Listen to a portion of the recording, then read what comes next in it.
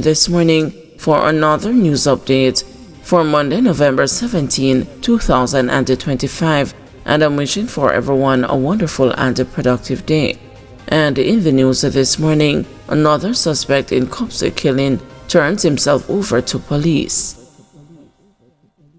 Another of the main suspects in the killing of two policemen has handed himself over to the authorities. The accused, 20-year-old Junior Brown from Seaward Drive, Kingston 11, surrendered himself at the Duane Park Police Station around 6 p.m. on Friday. Brown was accompanied to the station by his sister and the pastor, the police said. He was the second suspect to turn himself in after Macarius Mackie Monroe from Ricketts Crescent in Kingston 13 was taken to the Hunts Bay Police Station earlier on Friday. The men are held in connection with the killing of Constable Jamari Gordon, assigned to Seatock, and the Constable Charles Stewart from the St. Catherine North Division, who were shot dead during an altercation with several men shortly before 8 p.m. last Thursday.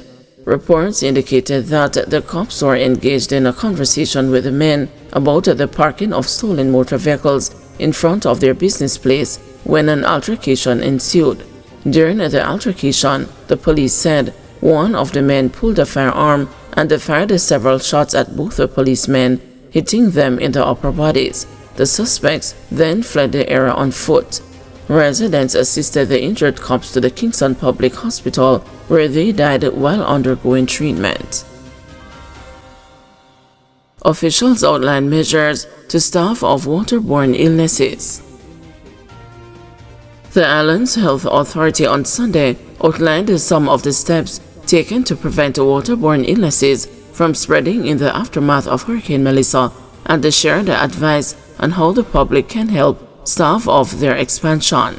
Dead livestock, contaminated meat, fish, egg and dairy products can quickly lead to disease, foul odors, pest, contamination of water sources if not properly managed, Health and Wellness Minister Dr. Christopher Tufton said during a webinar titled Let's Talk Recovery, Protecting Against the Food and Waterborne Illnesses After a Disaster. Tufton disclosed that the Health and Wellness Ministry is working through the Veterinary Public Health Unit in collaboration with the Ministry of Agriculture, along public health inspectors of local authorities to remove and bury, following strict national and international standards, or otherwise destroy animal carcasses or related waste. Category 5 Melissa devastated the largest section of western Jamaica with heavy rains and winds on October 28.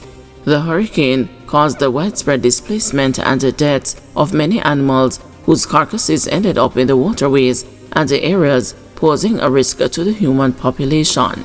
On Sunday, Tufton said that the disposal of dead animals and the spoiled foods of animal origin has become an urgent public health priority. The webinar also heard from Chief Medical Officer Dr. Jacqueline Besseser Mackenzie, who pointed to several post-hurricane factors that can cause issues affecting health. These are the loss of power, reliable water supply, compromised food supply, solid waste buildup, increased pooling of water, and where persons end up in shelters, we have overcrowding issues to manage, she said. Those issues, the CMO said, increase the likelihood of a rise in infections and diseases. These include food, waterborne and vector-borne diseases, and of course, if you are in an overcrowded situation, airborne diseases like respiratory tract infection, and even diseases that are spread by contact, Dr. Besseser Mackenzie said, adding that the Ministry of Health and Wellness has increased its surveillance and preparation to manage these problems. The CMO pointed out that the hurricane has left health facilities across the island compromised. She said the Accident and Emergency Department at the Falmouth Hospital in Trelawney has been severely affected. A field hospital has been erected there to try to alleviate some of the challenges. Bed capacity at the Cornwall Regional Hospital has been affected, and there are also challenges at the Accident and Emergency Department. Noel Holmes Hospital in Hanover was also affected, so too Savannah Lamar Hospital in Westmoreland and the Black River Hospital in St. Elizabeth. The CMO said that 99% of health centers were affected in 5 hurricane-hit parishes. 60 to 70% of clinics are back up and running, while 10 to 20% are partially operating. Councillors say communities neglected after Category 5 storm. Several councillors in Clarendon say they have been neglected and sidelined in the wake of Hurricane Melissa, claiming they were not given adequate support to help residents prepare for the storm or recover from its destruction. Their frustrations came to a head during last Thursday's sitting of the Clarendon Municipal Corporation, where long-standing concerns resurfaced. Councillors from northern and rural sections of the parish complained that their divisions have received minimal attention despite the national scope of the disaster. Councillor Anthony O'Connor of the Crofts Hill Division said more than 200 homes were damaged in his area and 1 life was lost, yet the community continues to be overlooked. A life was lost in the hills, and I am sure it is not recorded as a life lost due to Hurricane Melissa, he said. It can't be that it's only when Portland Cottage and Rocky Point have severe flooding. When the hills are affected, we have to be arguing for even the visits. O'Connor added that not even tarpaulins or basic emergency supplies have been provided, and described the care packages from the Ministry of Labour and Social Security as a disgrace. Councillor Trevor Gordon of the Spaldings Division nodded his support throughout O'Connor's presentation, occasionally interjecting with yes and true as the complaints escalated. A housing support program driven by members of parliament was rolled out to assist the residents impacted by the hurricane. Members of parliament in the worst affected parishes, St. Elizabeth, Westmoreland, Manchester, Hanover, St. James and Trelawney, have been allocated $10 million for constituency relief.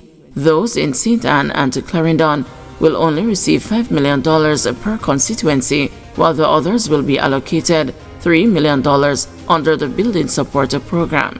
The sentiments of neglect were echoed by other councillors from the hinterland sections of the parish, painting a picture of communities left to fend for themselves.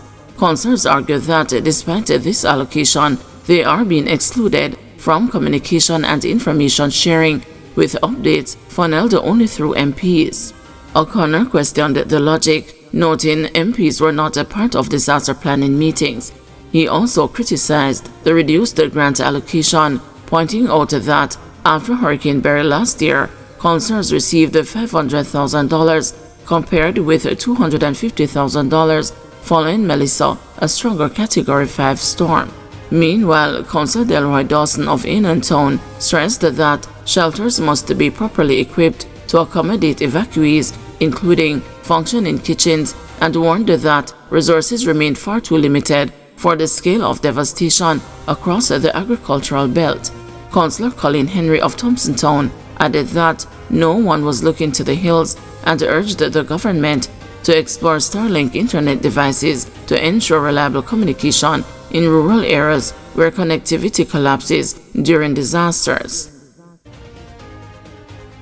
High Command to assist the police personnel badly affected by Hurricane Melissa.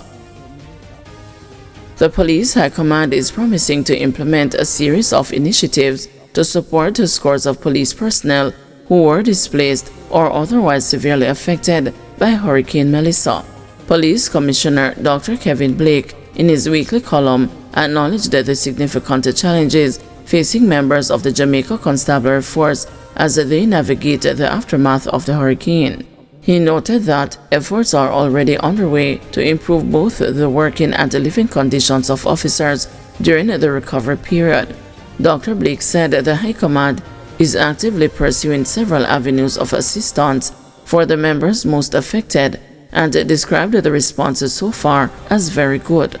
Among the commitments received, he said, are offers to help repair damaged homes belonging to JCF personnel.